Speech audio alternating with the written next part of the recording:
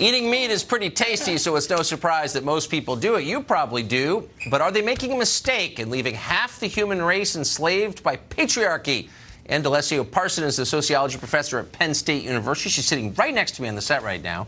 In a recent piece for something called the Journal of Feminist Geography, Professor D'Alessio Parson says that eating meat entrenches hegemonic masculinity, and that for women, going vegetarian, quote, pushes back against the patriarchy and may even eliminate the gender binary itself. Professor D'Alessio Parson joins us tonight. Professor, thanks for coming on. Yeah, thanks. Thank you. Well said. So you wrote this in the Journal of Feminist Geography. My issue did not come, so I haven't seen it. But tell me, I can send you a copy. I can't wait. So you say that vegetarianism helps women push back against the patriarchy and makes men more egalitarian and respectful. How does that work? Yeah, I mean, so that's not a direct quote, but that is very well summarized. Okay. So you must have good people working for you. Oh, for sure. So how do you connect eating meat, carnivorous behavior, with the patriarchy? Well, I said I brought you a gift, right? Yes. Use your imagination. Okay. And I think this book might help. Okay. Okay? So I read it this year. Have you ever heard of Octavia Butler? No, never. Oh, do you like science fiction? Oh, tons. Yes, you do? Yeah. Okay. So I have a book by Octavia Butler called Lilith's Brood. I can't remember. This camera? Lilith's Brood. Okay. Yeah. And that's like a dystopian feminist novel about men. No. You got to read it. It's about carnivores? You got to read it to find out, right? Okay. Well, tell me, do you think that being a vegetarian helps defeat the patriarchy? Well, wait, first, you going to read it? Yeah, absolutely. Okay, so then Come on. Yeah, of course. Thank you. All right. And this is the one I'm reading. Okay. And for another partial response, check out this one. Good. So we've sold a couple feminist books here on the book club. They're not just feminist. But tell me, let's get to the nub of it. How I eat meat. Yeah. How am I perpetuating the patriarchy by doing so? Well, okay, there's several ways. One of the ways in which we perpetuate patriarchy is when we take up a little bit too much space. Right. And eating meat is a diet that requires more space on the planet.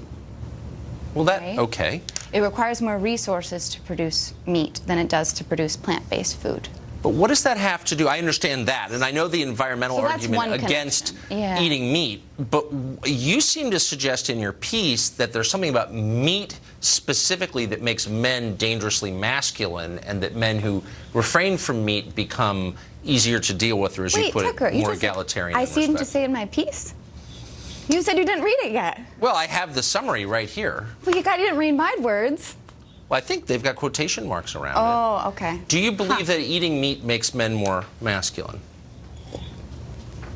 Why are you, I guess I'm wondering why you're so concerned about, men becoming more or less masculine.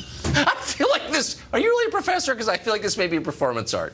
What's performance? No, I'm a professor. Okay. I believe that when you come together, two individuals come together. Right. You co-produce knowledge. Okay. So you were saying before you didn't finish college? You co-produce knowledge. Yes. So you tell me this. If I stopped eating meat, how would I be better? I don't think it's about better or worse, right? Okay. I think it's a question of how much space are we as individuals taking up. So how much space are we taking up when it comes to what we consume? The tea we drink, I really like tea. I had a package for you. I'll give it to you later. Okay. The things Let me just ask you this really quick. Put on our body and what we put in our households. How much space do we take up? You promise you're a real professor? Yeah. Okay. What does it mean to be a real professor? No, this is getting too deep. I'm going to ask you one last final question, which is, I'm getting the sense from what I have read, whether or not you wrote it is another question, but I think that you did, that when men stop eating meat, they change in ways that you think are good. Is that true? I think it's helpful that men stop, that all people consider how much meat they choose to put in their bodies.